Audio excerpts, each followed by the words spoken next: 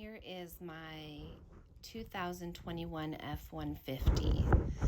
The cab is really comfortable. It's nice and spacious, heated seats, really nice sound system, very comfortable. You can adjust the seats. It's got the lumbar support, navigation, CarPlay, all the different types of 4x4 modes. And the back is also really big. You can arrange the seats in all different configurations. Also, there are rubber mats in the front and the back. It is like the sport fabric. There's a lot of cargo space in the back. And there is electric window in the back. There is the window sticker from when I bought the truck straight off the lot. And here are a couple images from when I got the pop-up camper installed. So you can see the truck before and during the installation. And then here is a nice 360 view. It's never been in any accidents. All the maintenance is up to date, still under warranty.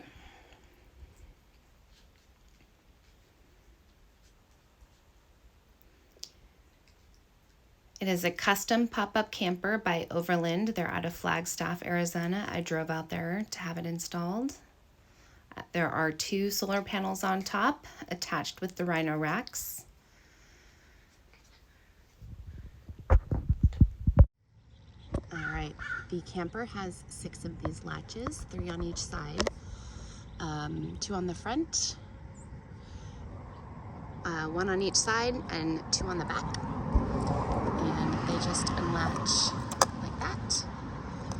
And when it's time to close it back up, they relatch like that.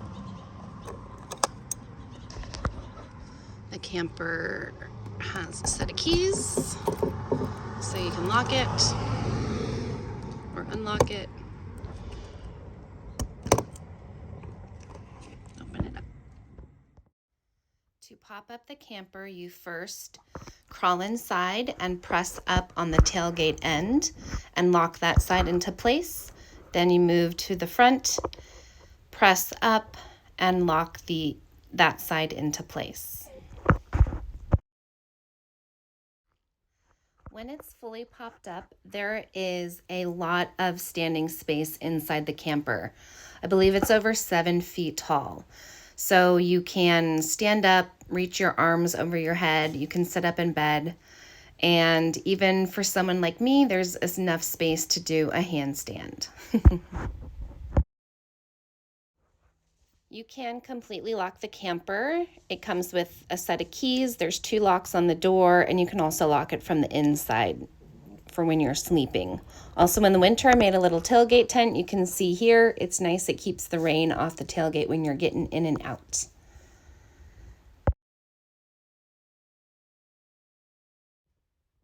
Here is an overview of the interior.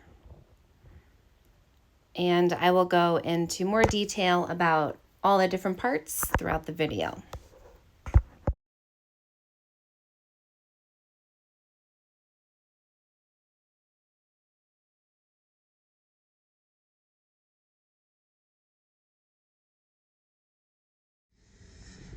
As you climb into the camper, you come on in. It's already popped up. And then the rest of the setup involves taking the bungees down. These are in place to pull the walls together, and you collapse it. And I already turned the lights on. I like to open the fan. This is a max fan. It blows in and out. So if you're cooking, it'll blow out smoke. If you're sleeping, it'll blow air in. It keeps it nice and fresh, and we'll leave it off for the sound. What's nice about the windows is there are a couple layers. So there's this layer, which is like pretty much a blackout curtain, keeps it super dark in here. I've slept in really well. Then there is a clear layer here, which is nice. So if it's cold or rainy out, you can still let the light in, but not let your heat out. Then you can open that layer if it's nice and hot outside. And then this is a screen layer, so you can let the fresh air blow through. And I tend to fold these back, get them out of the way. And there's 4 windows, 2 on each side.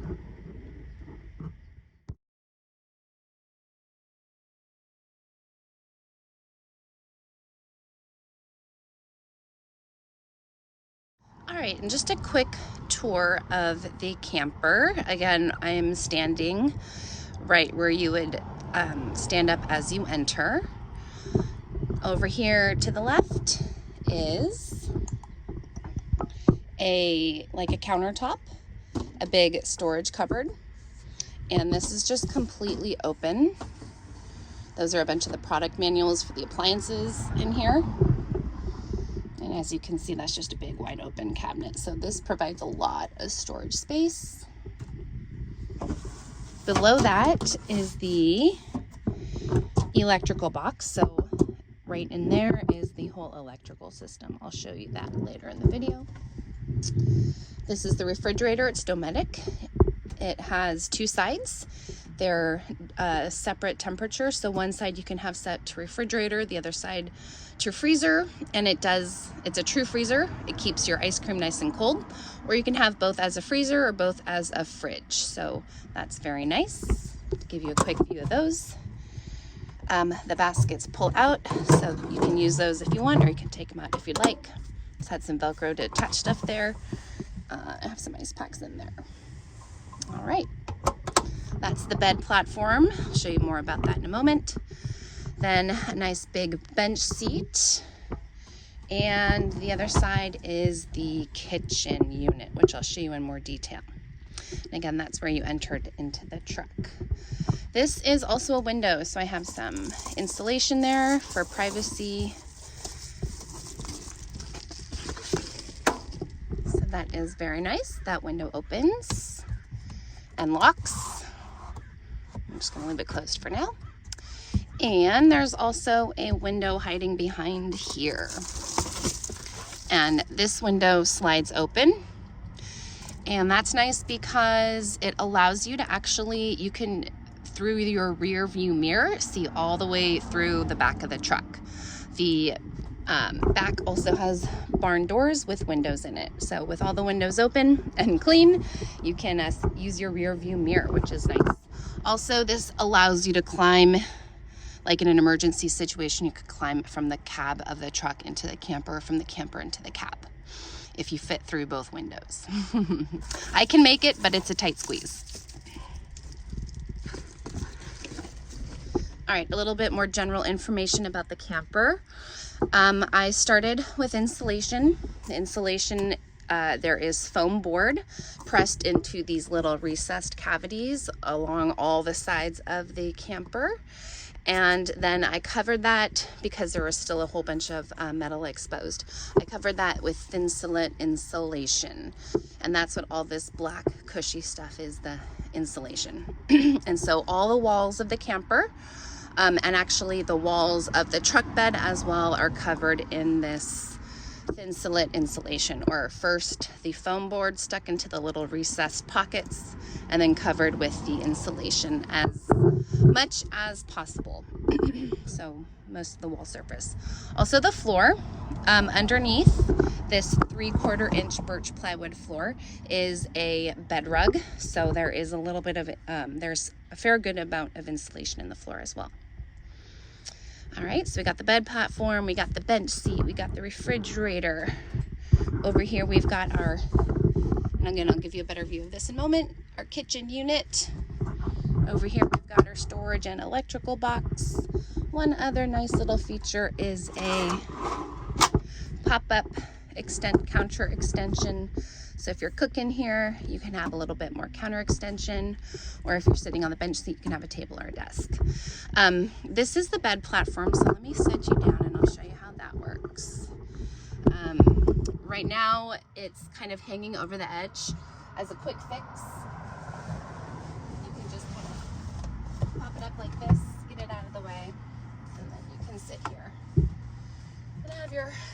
people lean back, enjoy it. Or this bed platform pulls out, and it's bigger than a queen size bed. So I am a single person. This is a foam mattress, 4-inch foam mattress that I just kind of cut for my situation. I like to have this extra space, a little extra space on both sides, just to have a spot to put stuff. But if you are 2 people or have kids and dogs, this is plenty big enough for, you know, 2 adults, a kid or a dog or something like that. And if you guys like some more perspective, crawl up here and show you. So if you had 2 people, you could sleep this way just fine. I usually sleep this way.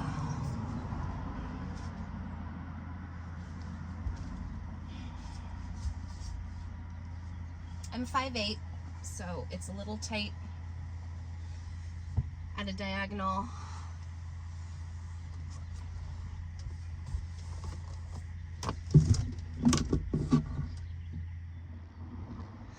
I would often set the bed up this way, where I would fold the couch into a little L shape, and it would turn it into a nice little couch for the day.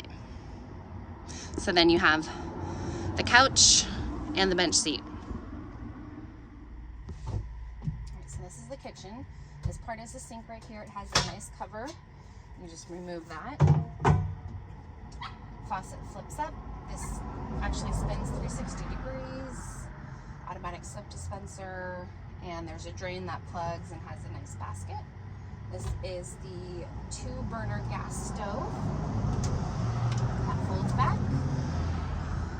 This switch here turns on the water pump. This switch here turns on the propane tank. This turns on the electrical starters for the gas stove, and everything works great. Close it up. There was extra space between this kitchen unit and the wall of the camper, so I added this little contraption here for extra storage. It is nice because it allows you to hang a lot of stuff off the edge with these little S-hooks, and it allows you to kind of slip stuff in there. I would put plates and a few pans and like scrubbers, and just, it was really nifty. This is a smoke detector. This is carbon monoxide detector. Remember, there's also this useful little counter extension to give you more space when you're cooking, or a dining table to eat from when you're done cooking.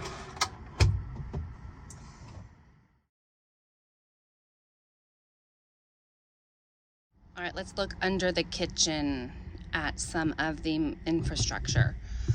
Below the kitchen sink is a shelf, and this is storage. So this whole space up here is storage. I also put pots and pans. Whatever you can fit down there, go for it. This is the hot water heater. It works really good. The water gets super hot. It's really nice having both hot and cold water coming out of the sink. So this is the sink drain. That's the soap container for the automatic soap dispenser. And the drain actually splits there, and it goes to one hose that drains into the gray tank, and that's going through this hole right there. That's the hose to the gray tank. I'll show you that later. The other hose is going to a port that allows you to drain directly out of the truck. I'll show you that as well. All right, now we're going below this shelf here. Down here, you can see we've got 2 hoses. This hose comes from the sink. This would go into your gray tank, which I removed so we can look at this space. This hose right here is the hose that comes from the sink and can drain through this PVC right here. So this cap comes off, and then this PVC, ooh, you can kind of see it, pipe right here. That pipe feeds through the bottom of the truck bed. So I drilled a hole through the bottom of the truck bed. Don't worry, I sanded, primed, and painted it really well.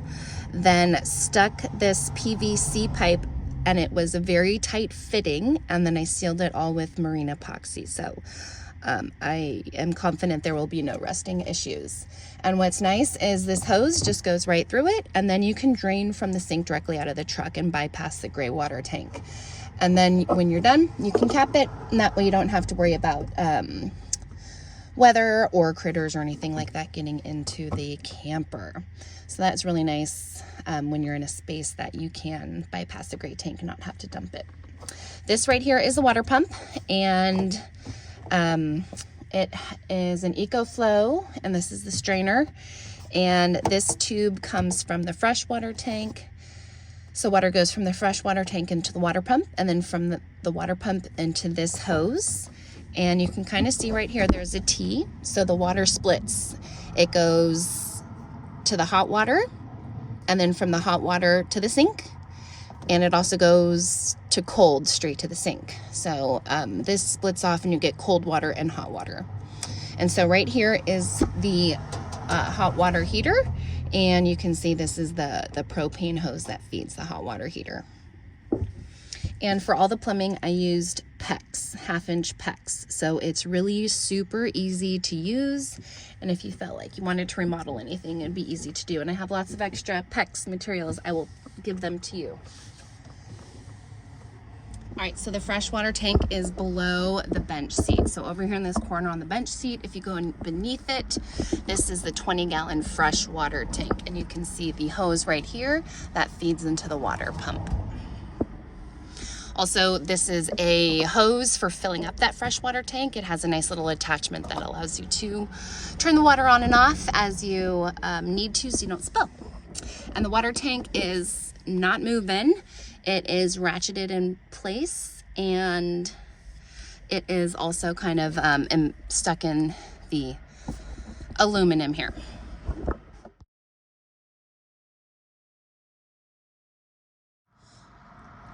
For this whole build, I use this 80/20 extruded aluminum. This is the 1.5-inch, or it's like the 15 series. And these L brackets, I found them to be super versatile and just like gave me the freedom to put stuff together in whatever shape I wanted. And then I also used 3/4-inch birch plywood. All the plywood I used is birch plywood. Most of it is 3/4-inch. I also have some 1/2-inch and 1/4-inch plywood around here. Also, another feature I liked about the 80/20 aluminum is after you were done building, you can easily go back and add more attachments using, I think they're called the T-nuts in here.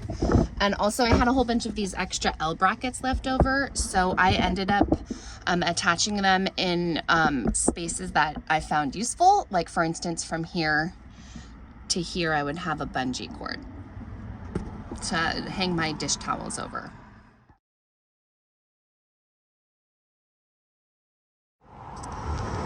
The solar panels are attached to the roof through rhino racks. There is the rhino tracks that came with the camper, the pop-up camper, and then I got the feet, I think they're called, and the crossbars, the rhino rack crossbars. And then the solar panels are attached to the rhino rack crossbars with this slotted aluminum L channel, and the solar panels are bolted to the L channel. The L channel is bolted to the rhino racks, and I also have some U-bolts on the front going through the slotted L channel as just an extra security measure, and I have that on both sides. You can see the other U-bolt there. And then there is the port where the wires from the solar panels go into the camper. And then there are wires on the inside of the camper bringing that to the inverter and batteries and stuff, the whole electrical system. And there is the rooftop fan. That is super nice. Max fan. And the solar panels, I have two 10-watt solar panels up here. So a total of 420 watts. And those are new power solar panels.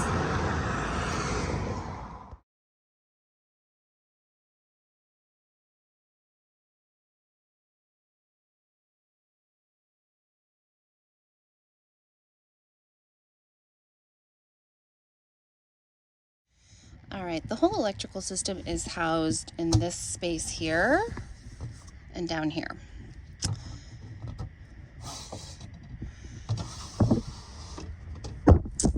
So I've got two 100 amp hour Battle-Born lithium ion batteries. These are like the best.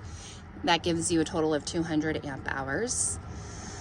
I've got a big on-off switch for the whole system. Over there, that pole wall is a 2000 sine watt inverter. This is the charge controller. We've got a fuse box. I got a couple bus bars, a lot of circuit breakers.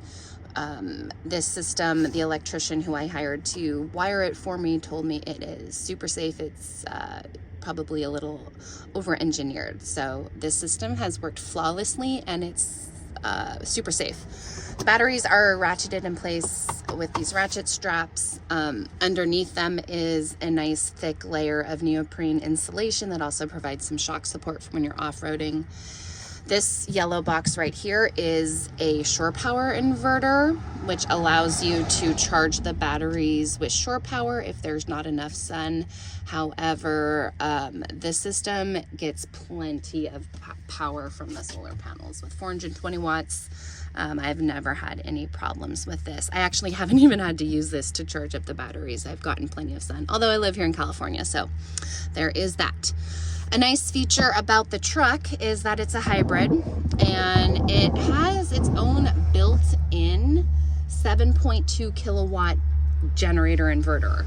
So the truck itself, even without this whole electrical system, has plugs, but you have to have the truck on and in generator mode. But let's say you're somewhere where you're not getting enough sun to charge the batteries with the solar panels. You could charge the batteries with the shore power inverter by plugging it into the plugs that are right down there. You can't see them, but I'm pointing to where they are. And just turn on the truck and charge these batteries with the truck's generator. So you actually have like shore power off grid. It's a really nice feature. And the truck has an extra large gas tank, so you can be off grid for a long time in the cold and still be able to have electricity. All the wires from the other side of the camper enter in over here.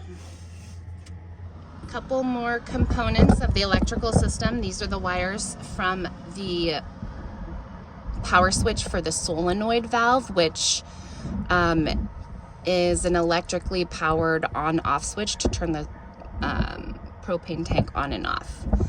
And then there is electrical wires from the switch that turns on the water pump. And again, their last wire from over here is the wires for the electrical starters on the stove. All those electrical wires from the kitchen run through this conduit across and over and down into the electrical box. Okay, the propane system. This is the propane box. It's completely sealed and also vented. The pressure gauge is here, and then these valves are the on-off switch. This hose goes to the stove, and down below is another hose that goes to the hot water heater. There's another optional outlet here. So if you wanted to add a hose to a thermostat heater like a Propex or S-Bar or Webasto, you could do that. Or if you wanted to have another hose going to like a Mr. Buddy heater, you can add one there. And let's take a look.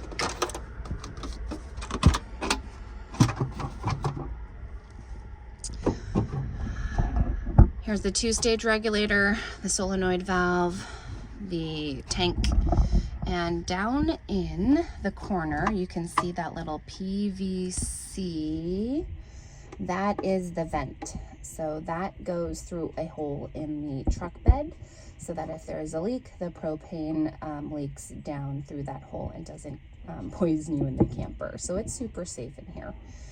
And again, the hole that I drilled into the truck bed, I sanded, primed, and painted, and then the PVC is a really tight fit, and there is marine epoxy to seal it up. And that is the propane system. Again, it feeds the stove and the hot water heater with capability to feed another appliance, like a heater.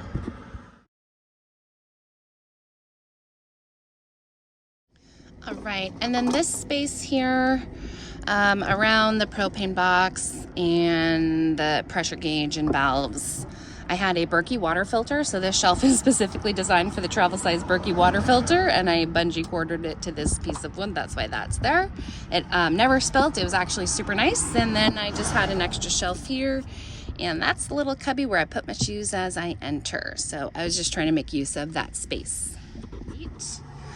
This whole space down here is storage. So this is where I would put all my gear, my clothes, and stuff like that.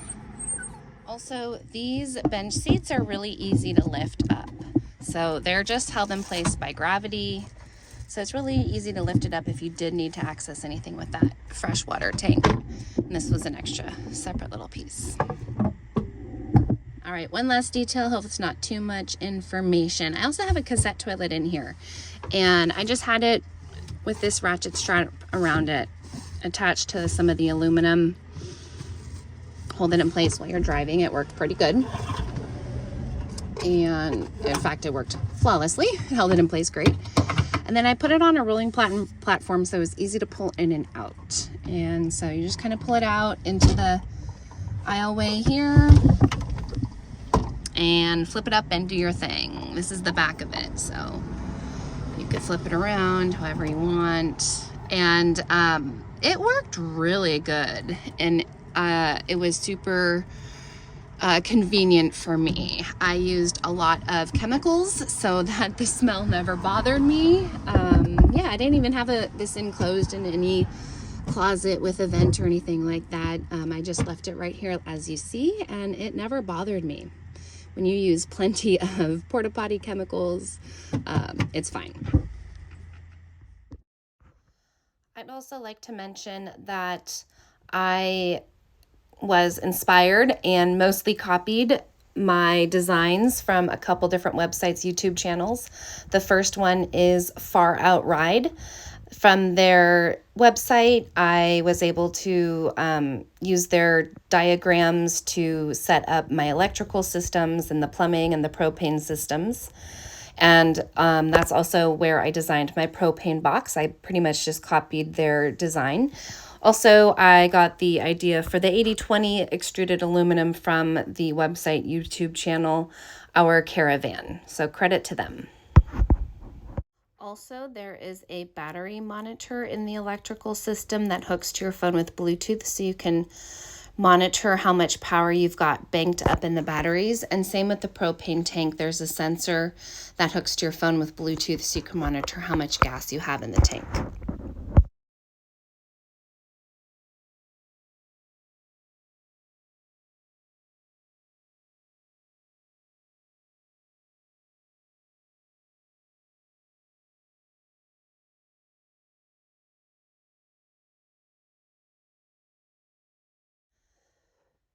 To pop down the camper, you go in reverse order. So you start by lowering the front end first, and then you move to the back and lower that end down.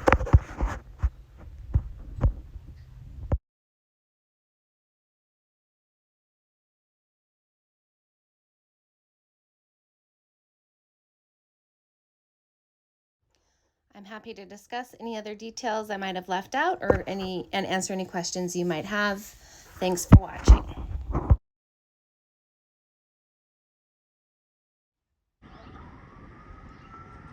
The last thing you do is relatch the 6 latches around the truck, close up the doors, and you're ready to take off.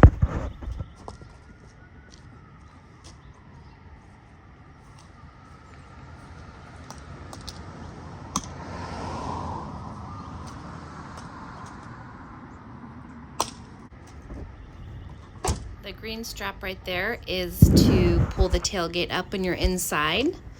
And you can see there are also latches on those barn doors to keep them held open if it's windy. And then you can unlatch them to close it. I also think I forgot to mention until now that the truck is a hybrid and has a very large gas tank. So you can be off-grid overlanding for a long time before having to come back to refuel. Thank you guys so much for watching. Please let me know if you have any questions.